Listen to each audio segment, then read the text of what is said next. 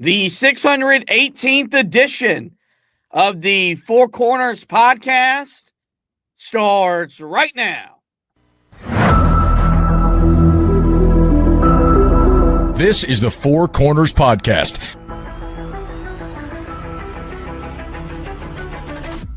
Elton ready on his second attempt.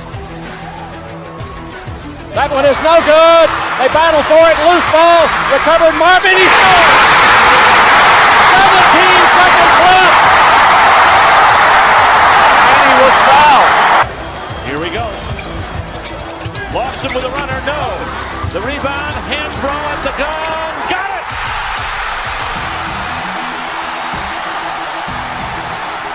They were 4 for 24. Hansbrough on a switch on Paulus. A deep three.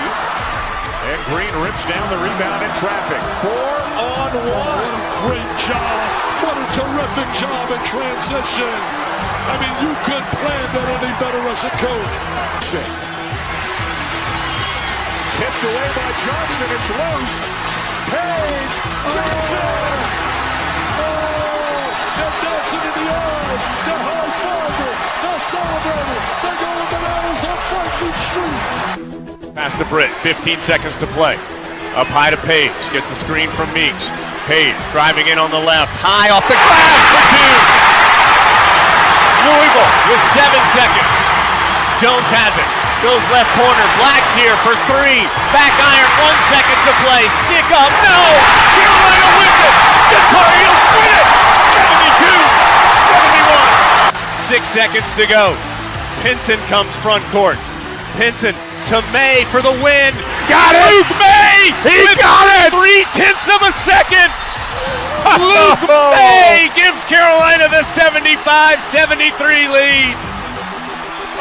Are you kidding me? Inside 30 overall. Love, top of the key. Oh! Big time delivery. Here are your hosts, Josh Marlowe and Anthony Pagnotta.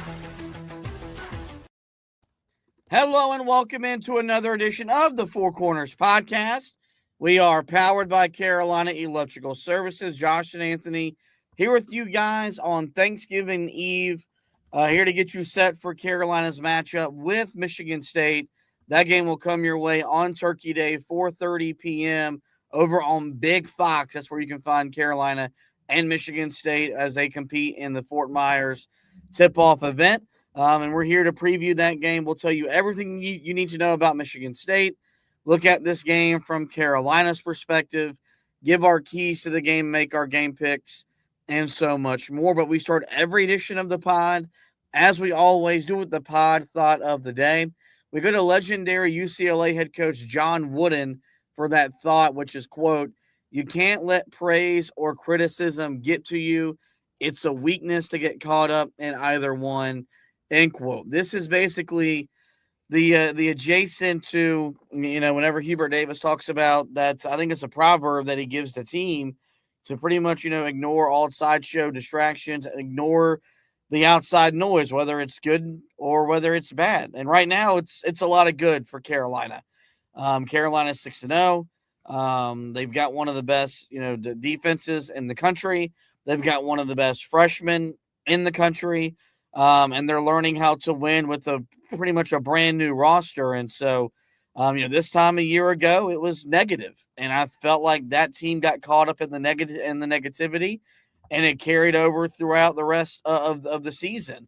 Right now, it's a lot of positivity for Carolina, but they can't get caught up in that. They need to continue to, put their hard hat on, pick up their lunch pail, go to work and try to get better. And I think this team has the right mindset, but we will learn about them as they go, because if they continue to win like they're winning, the praise is only going to get higher, and it'll be interesting to see how this team handles that moving forward.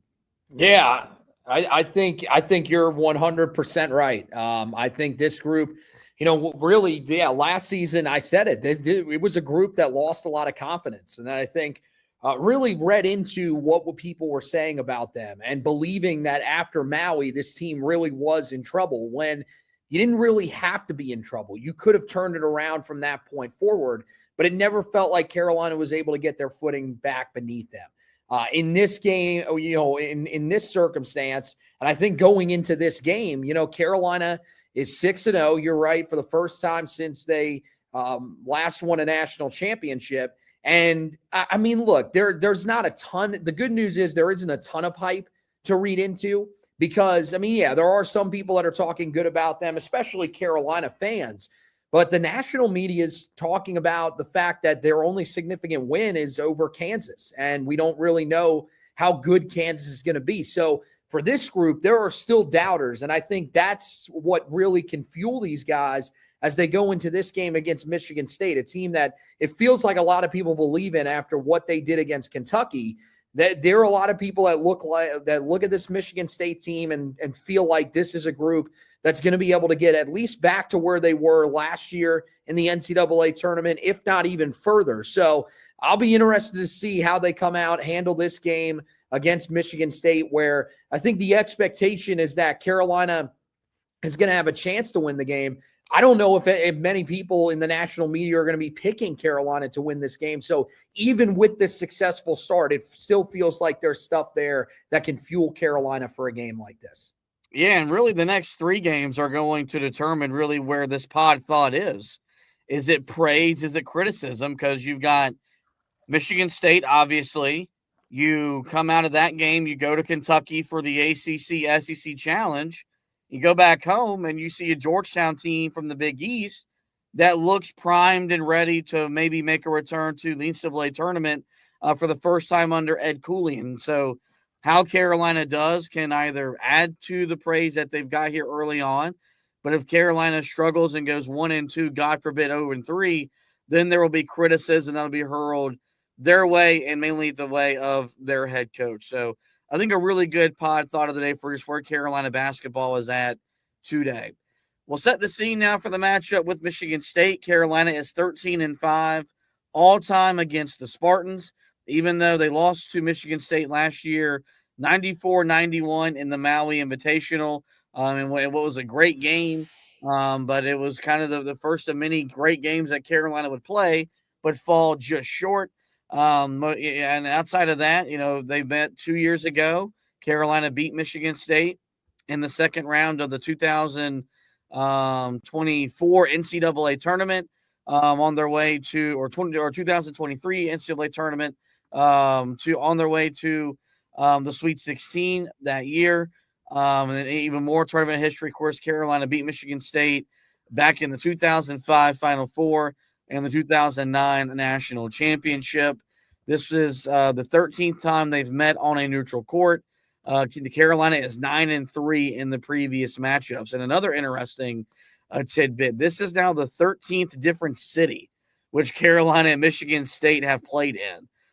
So a lot of neutrals in a lot of different areas across the globe between these two iconic programs. You look at this year's Spartans so far, they bring with them a perfect record.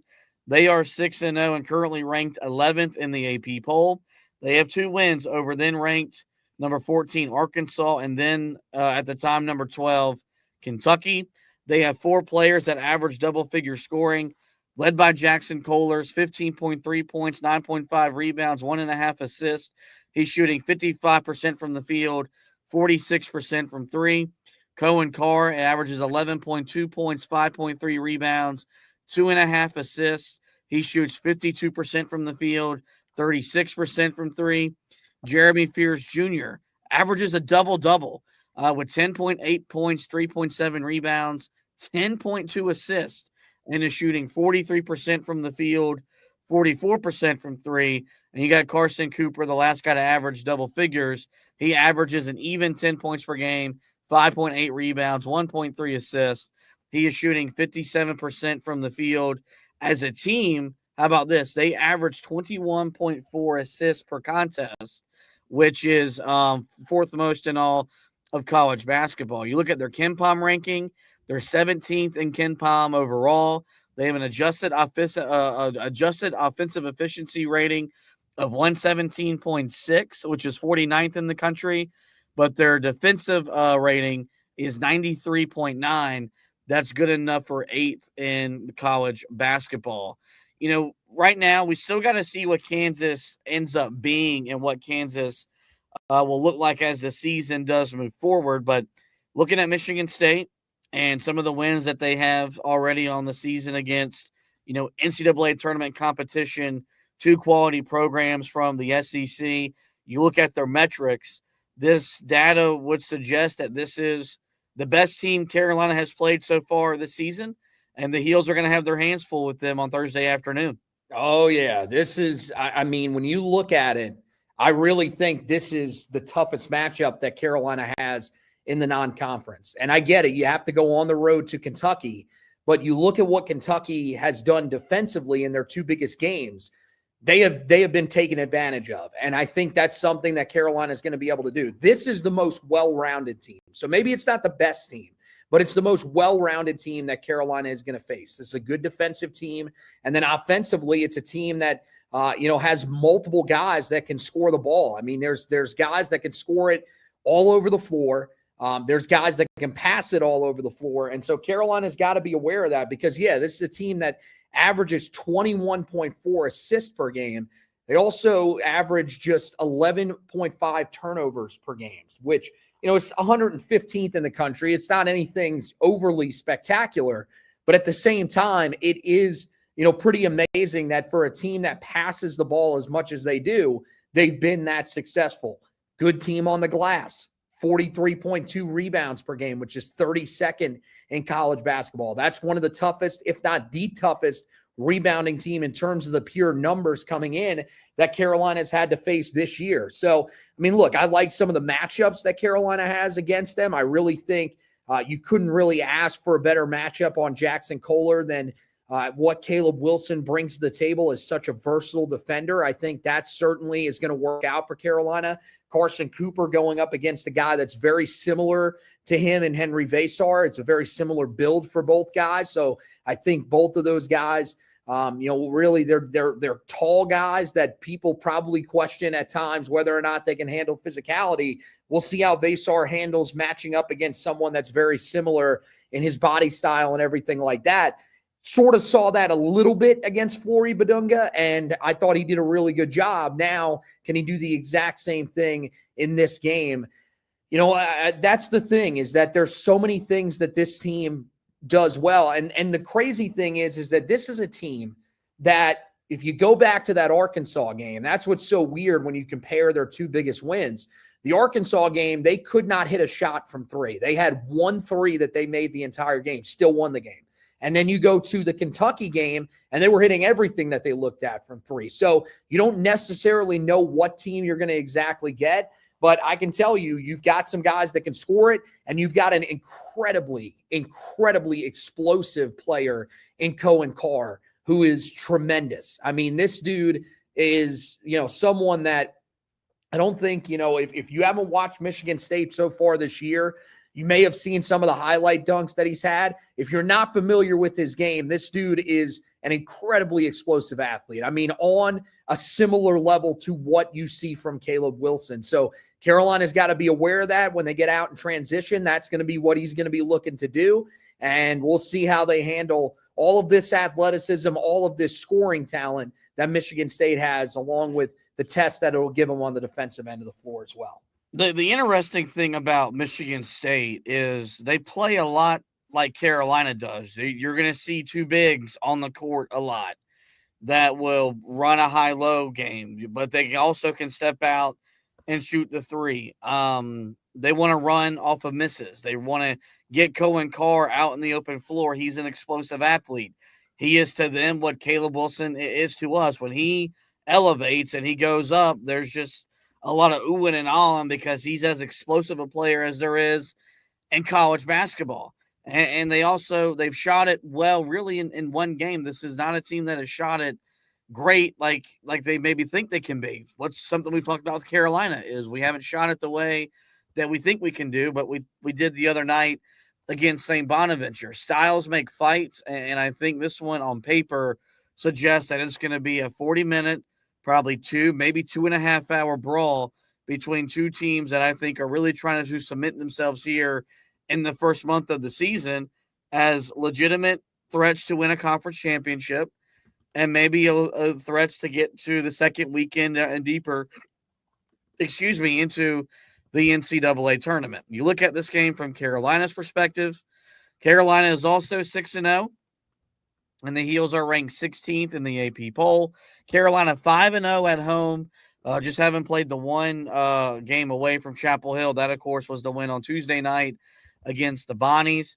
Carolina currently has 3 active players that average double figures in scoring, led by Caleb Wilson, the sensational freshman who's averaging a double-double through 6 games, 20.5 points per game, 10.3 rebounds, 62% shooting, 40% shooting from 3. Henry Vassar is averaging 16.3 points, 8.7 rebounds, 2 assists. He is shooting 64% from the field, 42% from 3. And then Luka Bogovac, the last active player that's averaging double figures, 12.2 points, 2.8 rebounds, 3.2 assists.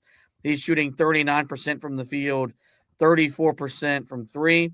And the basketball Twitter account sent this out earlier today. Caleb Wilson is the first UNC freshman ever to post 4 straight double-doubles. So that kind of tells you just kind of what he's doing as a freshman here at Carolina. And some stats that stand out about the Heels. We gave you some from Michigan State. Carolina is 5th in defensive rebounds per game at 33, and they're 10th overall in the country in rebounds per game at 45.8. And Carolina is 5th in opponent field goal percentage against.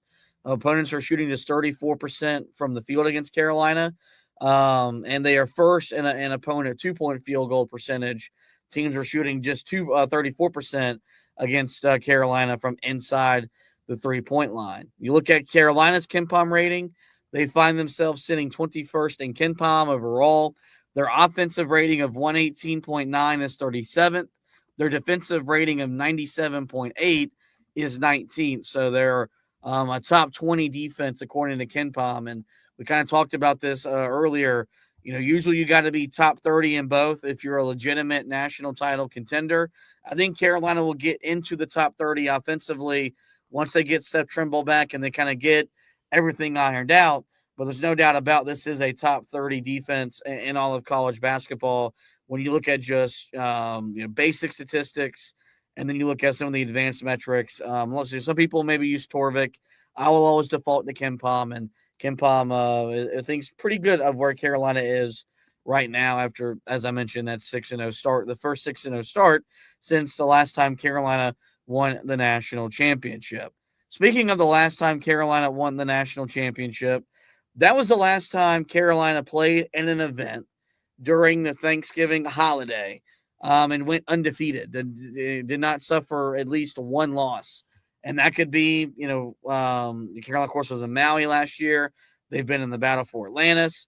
They've had 2 Phil Knight invitation events. They had an event in Las Vegas, Kobe White's year, where they played, I think, 2 games in 3 days, something like that. So you got to go all the way back to the 2016 Maui Invitational, which was the last time Carolina played multiple games over this holiday week and did not suffer at least one loss.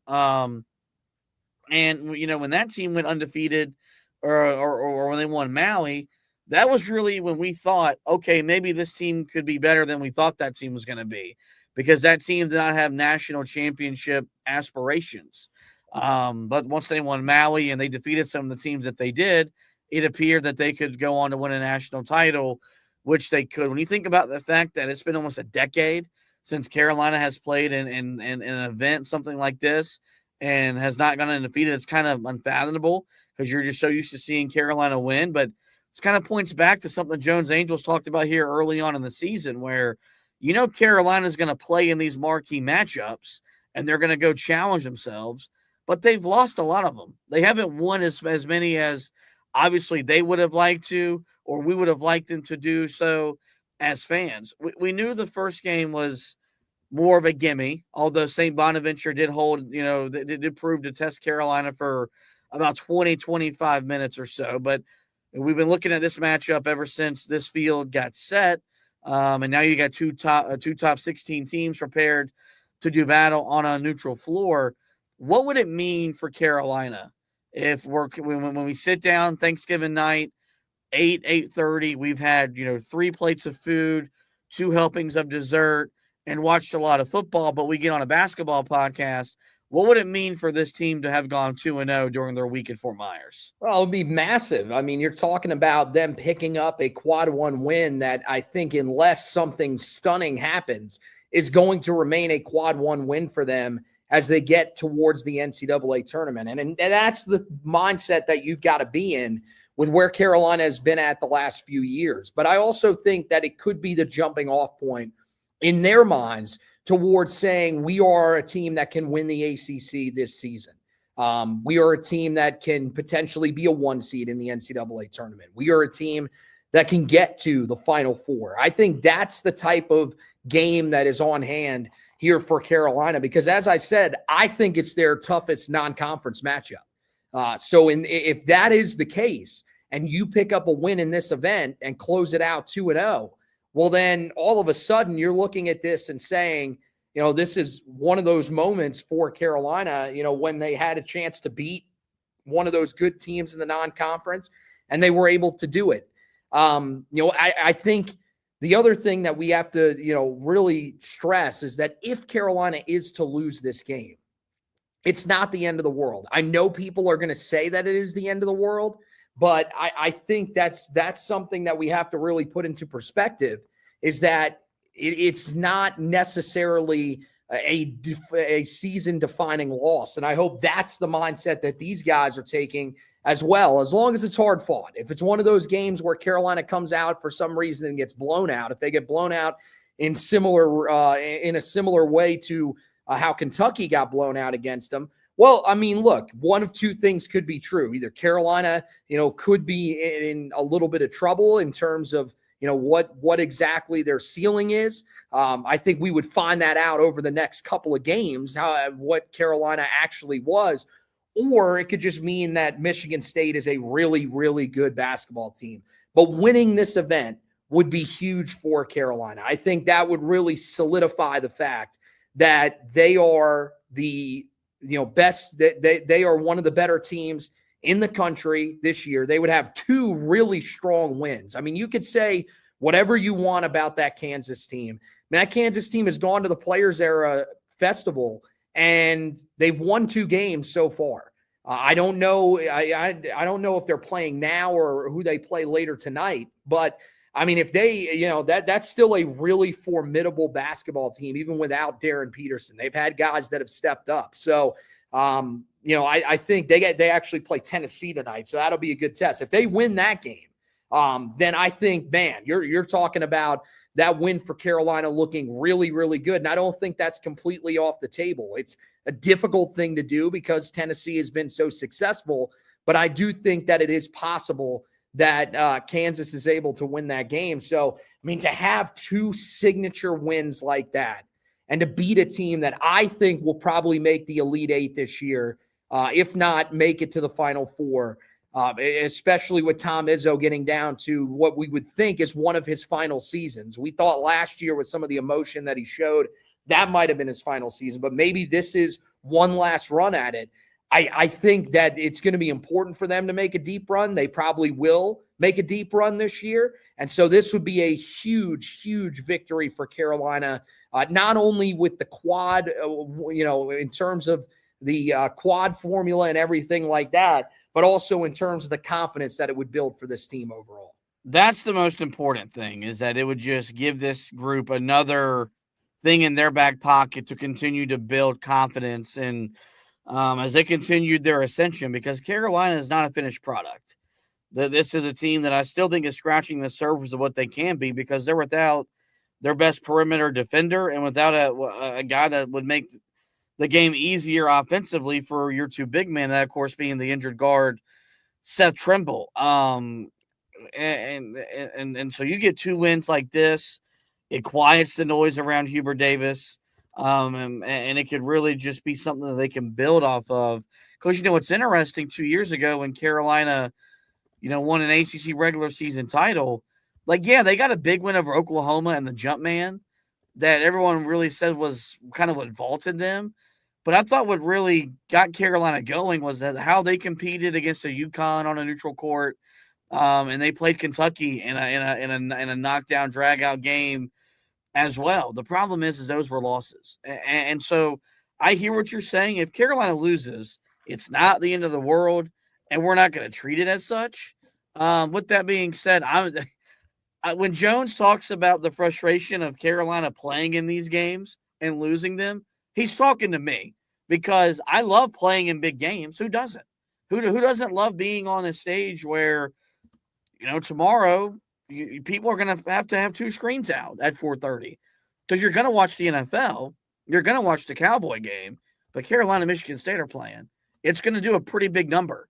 I want to win in those. I want to win in those instances. I want to win on those stages because I grew up watching Carolina be on that stage and win more often than not. So I think they know kind of what tomorrow offers. If Carolina emerges victorious, I think the talking point around them would be they solidify themselves as a legitimate threat in the ACC because they would have the best win maybe so far here early in conference between Louisville and Duke.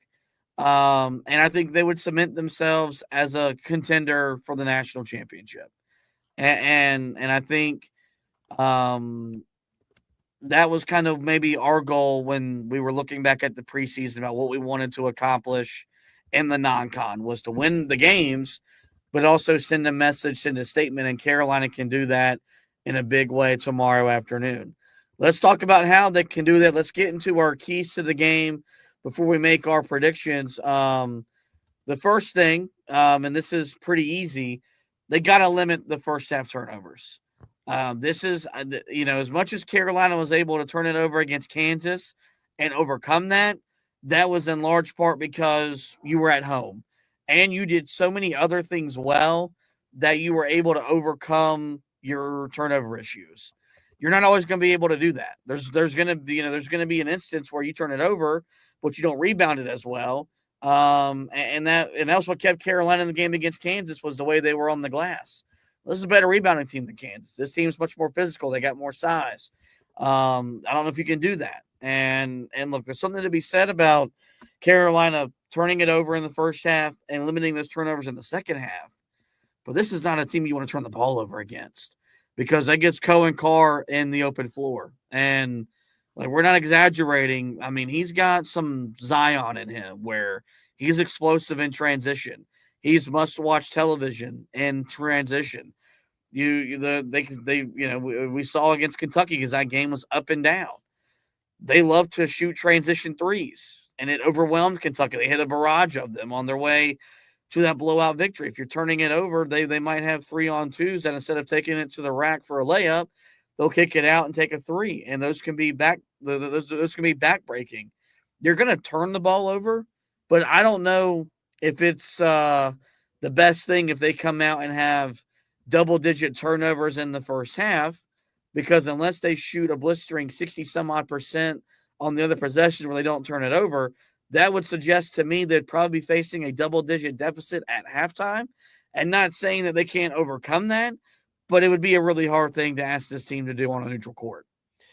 Well, yeah, I mean, the other thing is that, the game against Kansas, I mean, you had to play from behind. And you got so comfortable doing that last year. You don't want to get into a similar rhythm this year where it felt like last year's team, they almost wanted to get down in games because they were like, hey, man, we're right where we need to be able to get right back into this.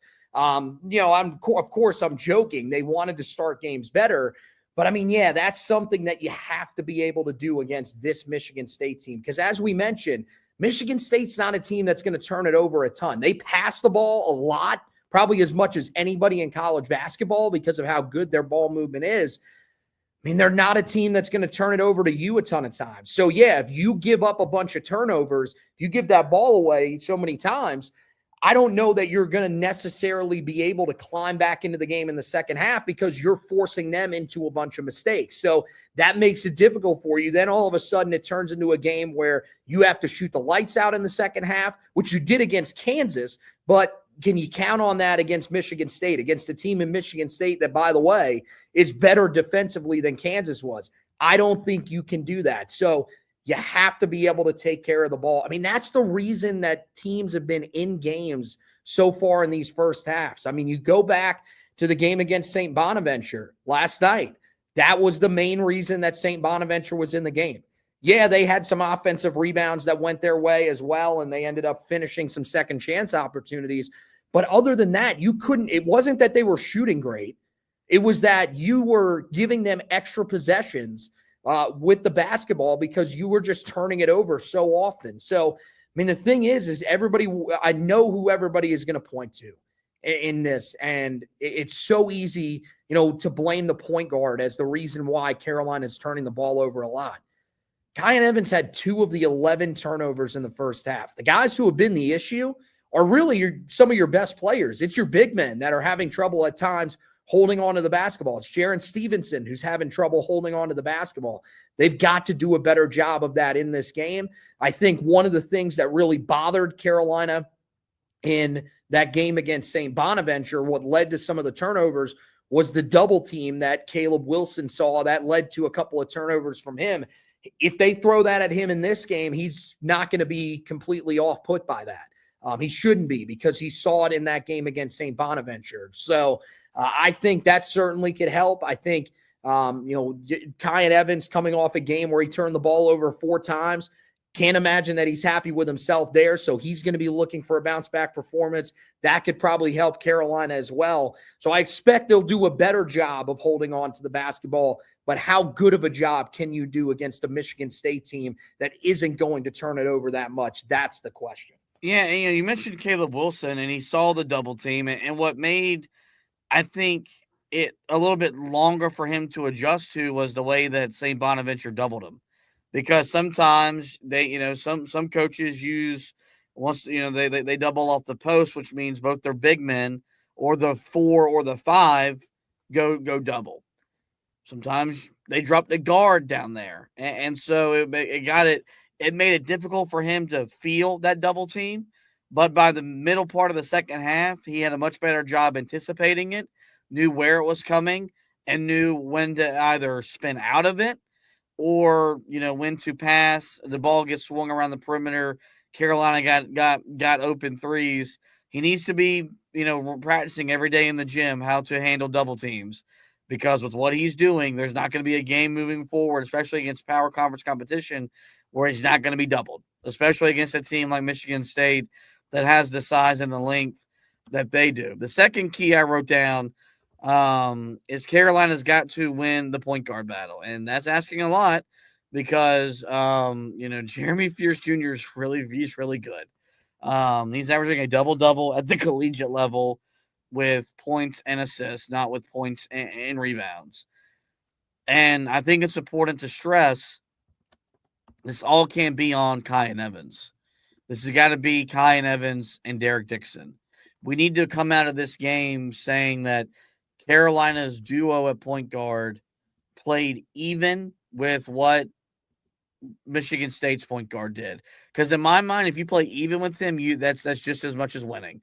Because he's playing at a level right now that Carolina's 2 guys aren't. And, I got a message today from our good buddy Myron Goodman, who I love very dearly, but he came to me, Fitty, which is my radio name. Hey, Kyan Evans had me concerned with the way he played last night. Well, he had 11 points on 4 or 5 shooting. I get he had a negative assist to turnover ratio.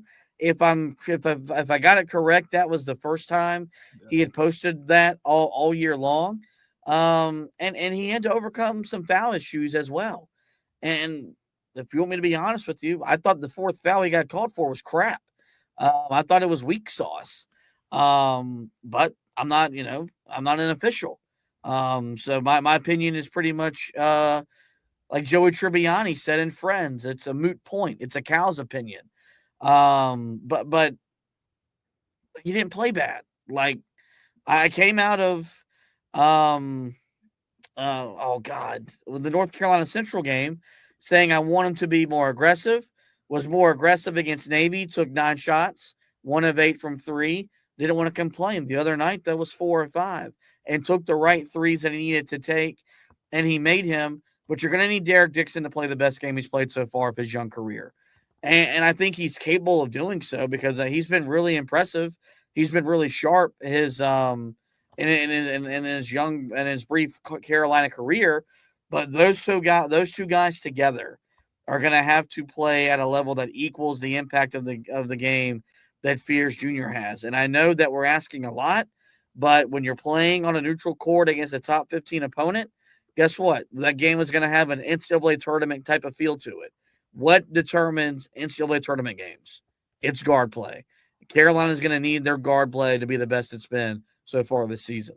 Yeah, I think that's incredibly important. And one of the things that I think you saw in the game against St. Bonaventure, in an area where you want to see them really attack, is the rim. I mean, go downhill, attack the rim, and get some of those easy buckets inside. We saw them do that at times in the first half, and it led to a lot of success. And this is not only him, but this is Luka Bogovac as well. You need him to be aggressive in this game. Let's get to the basket. Let's get some of those easy looks.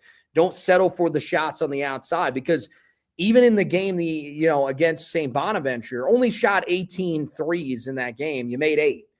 So the volume wasn't necessarily there from Carolina, but it was a much more efficient. I think that's what you're hoping for from this group. Maybe not a huge volume of threes from the outside, but that they're just efficient when they get there. And to me, I mean, winning the battle of the point guards, it doesn't mean that Kyan Evans has to have more assists than Jeremiah Fears. The main thing that I think you want to see from him is him respond to a game where he turned the ball over 4 times. But at the same time, when you say that he turned the ball over 4 times in the game, I did not think that was the worst game that we've seen him play. I think 11 points, 4 of 5 from the field. And I said it. I told you, when we were giving out our game balls for the game against St. Bonaventure, I gave my game ball to Caleb Wilson, but I also shouted out Kyan Evans, because I thought all 3 of the threes that he hit were important for Carolina. And so I think that's certainly something that, you're hoping you're going to get from him again in this game, is that he can just be a guy that's clutch when he needs to be at hitting some of those shots. Carolina's probably going to need some shots, because I would expect this to be a close game. If he can carry over that shooting performance and cut down on the turnovers from this past game, which I believe that he is going to be able to do that, as you mentioned, first time this year that he's had a negative assist to turnover ratio. That's a really good start to the year, guys. That shows that he is off to a pretty good start, because last year that was the biggest issue for Carolina, was that, around this time of the year, this was where Elliot Cadeau started to melt down, and the turnover issues started to get out of control. He couldn't keep up with the assist, and that really derailed his season. Also, he wasn't able to hit shots from the outside like Kyan Evans could. That spot at times was,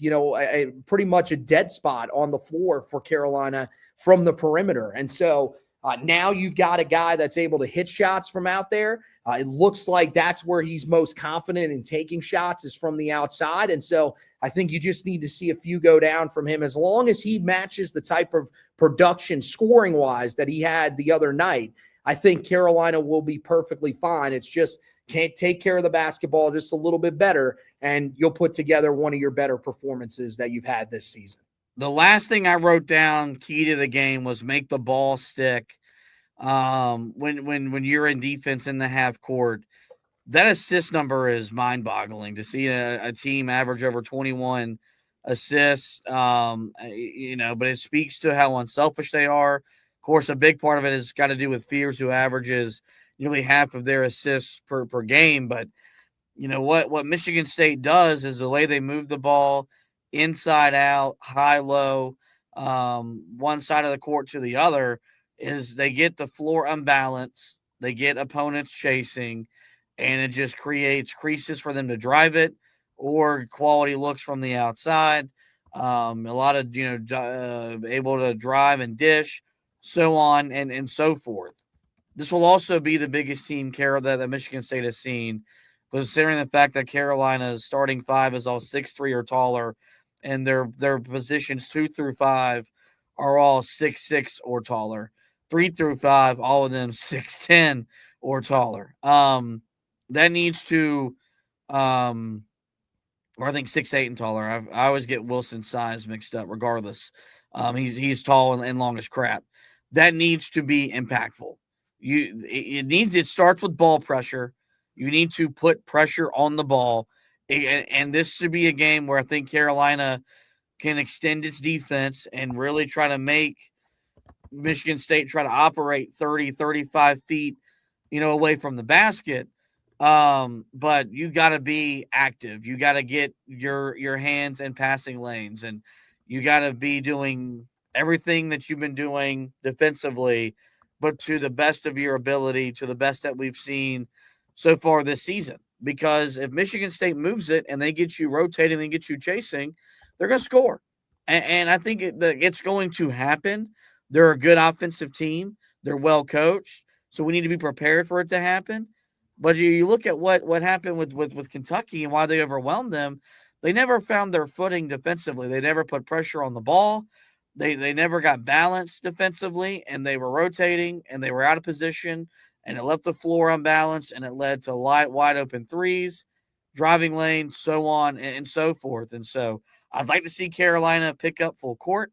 I'd like to see them extend some pressure, maybe run, a half-court trap, something like that, to just make sure they're dribbling the ball and just wearing a hole in the floor, as opposed to moving it side to side, high, low, so on and so forth. It's going to be a challenge. But I think this is a defense that if your defensive numbers are real and you're the defense that KenPom says you are and what your opponent field goal percentage says you are, you shouldn't be afraid of this one. And I'm excited to see what Carolina does defensively against a Michigan State team that has the potential to be very explosive on offense. Yeah, I don't think that Carolina's coming into this game worried. I don't think this defense, with what they've been doing so far this year, and I also just think that this team isn't built that way. They're not built to fear anybody. They're going to come in pretty confident in themselves, especially with what they've been doing on that end of the floor for the first 6 games of the season. I think it's really what you said.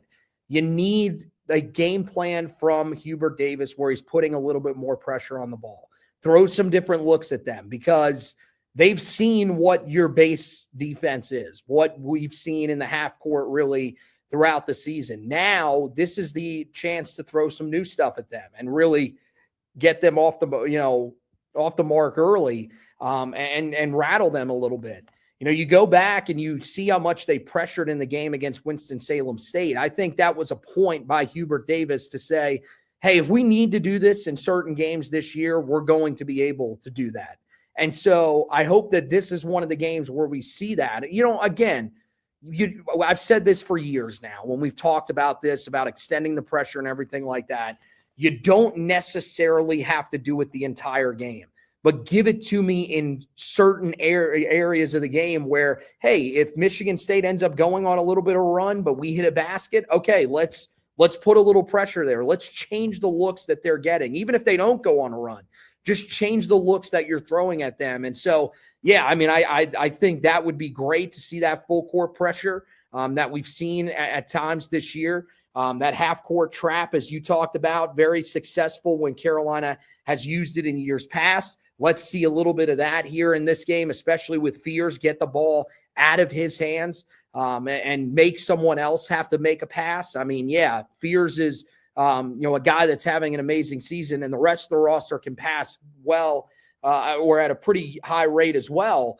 But I think, you want to have somebody else that has to dish out those assists instead of allowing the guy that's having an incredibly successful year be able to do it. And then, yeah, you talked about the length. That's going to be the real thing for Carolina in this game, is make sure that the length shows up and can bother some of these passing lanes. Don't make it easy for them to be able to get the ball where they want to get to. And we've seen it. Carolina's used that length well all season long, and it's thrown people off because they just aren't ready for what they're experiencing. So, I mean, I think that's going to be one of the main things that you're hoping to see from Carolina in this game. The guys on the inside continue to alter shots the way that you do. I mean, you look, this is a team that matches up much better than you in terms of size than some of the other teams have.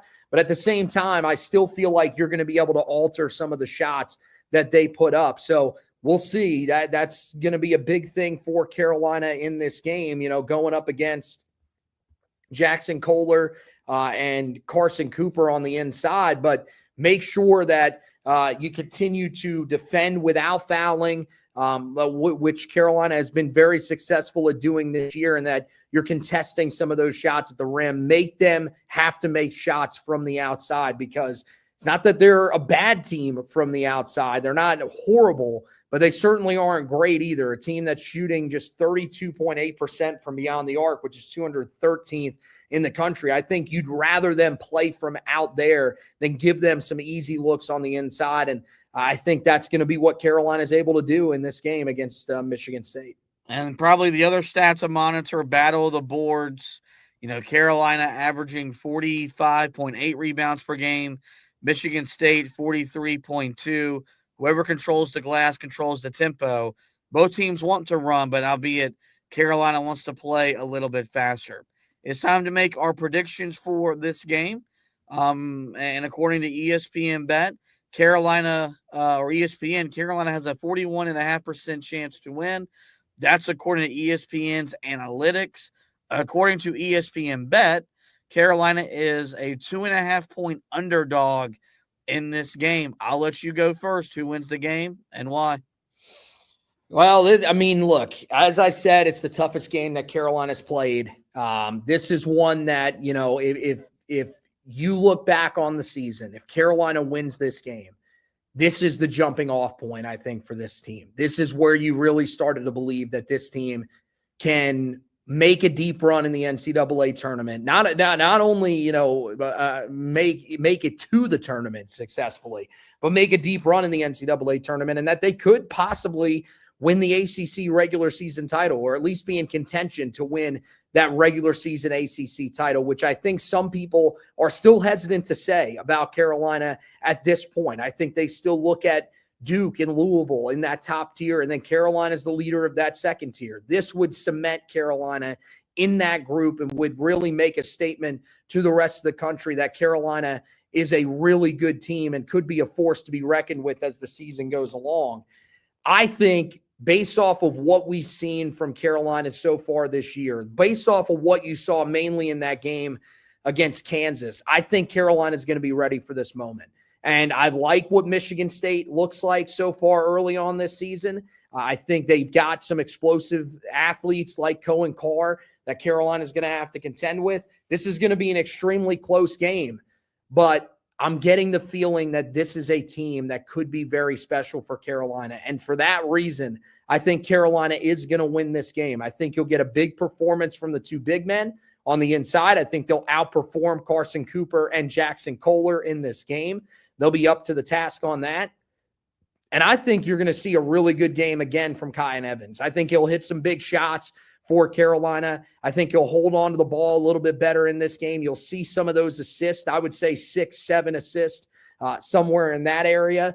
I think that's probably ultimately, what the difference in the game for Carolina is the point guard play. And I also think one thing that's going to be a little bit different is going to be watching some of these guys for Michigan State have to match up against a team that's as good defensively as Carolina is. I think they're going to cause them some problems. They're going to make that ball stick, maybe force them into some turnovers because of their length. And I think that's going to allow Carolina to come out victorious and leave Fort Myers 2-0. Yeah. I don't ever pick Tom Izzo to beat my team. And it ain't happening on my favorite holiday either. I think Carolina wins because I think they got the best player. Carolina has Caleb Wilson. Michigan State does not. And I think, he wasn't great on Tuesday. There's no one more pissed off, no one more upset about that than he is. I think he'll be motivated to respond in a big way. I think he'll be motivated to respond on a big stage. And I think he's going to have another double-double, and I think he's going to play at a level that at some point he's going to do something to where everyone has to start talking about him being National Player of the Year, because he's already putting himself in that conversation. In my eyes, I think the national media has been hesitant to buy in because of the competition of what he's doing it against. But you do it against Michigan State, you do it against Tom Izzo, they can only deflect so much longer. Look, I think it's going to be a battle. I think it's going to be a war. Be prepared to probably watch a 2.5-hour basketball game. I think it's going to be physical. think it's going to be a lot of free throws. But I think Carolina is ready. I think they know what they can do, how important this game is for the short term and the long term. And I think there will be a little desperation from them that you're not used to seeing Carolina play with around Thanksgiving. So I'm excited. This is kind of what you love about being a Carolina basketball fan, is getting to play in these types of games. Call back to what I said earlier. Let's go win one of them. You got one against Kansas. I'm greedy. I want a second one. Let's go get Michigan State. They're the next one on the list. I think Carolina wins a game that I think will be fun. I think there'll be points on the board. But I think Carolina does emerge victorious, and I think they'll be 7-0 for the first time since their national championship season back in 2016, 2017. That's going to wrap it up for this edition of the podcast, guys. In the meantime, get over to the website, HeelToughBlog.com. Full coverage will be available for you guys tomorrow. It may be a holiday, but yours truly will be working. Game preview will go up tomorrow morning. We'll be back after the game with the game recap tomorrow evening, as well as I continue to take you through the basketball season. Same thing for Anthony on the football side of things. Final regular season game of the year coming against NC State. He'll be getting you ready with the preview. He'll have you covered with the recap. But in the meantime, a lot of recruiting stuff on the website as Bill Belichick and that front office continue to hit that 2026 class really, really hard. 3 commits in the last 2 days, and Anthony's have you covered with all that. So we encourage you to get to the website, HeelToughBlog.com, for the latest and best coverage. Carolina basketball, Tar Heel football. As for the pod, you know where to find us. Every major podcasting platform. Just search the Four Corners Podcast and we'll pop up. There, we encourage you guys rate, review, and subscribe. That way you don't miss any editions of the show. If you're a video consumer of the podcast, best way to keep up with us, like and follow the Facebook page. Subscribe to the YouTube channel. Both of those are at Heel Tough Blog. Or follow me on Twitter at HTB_Josh. And the second we go live, any of those 3 platforms will notify you, and you can jump right in and be a part of the conversation. But with that is going to wrap up this edition of the show. I do want to thank Anthony once again for hosting with me. We want to thank you guys for both watching and listening. And as always, go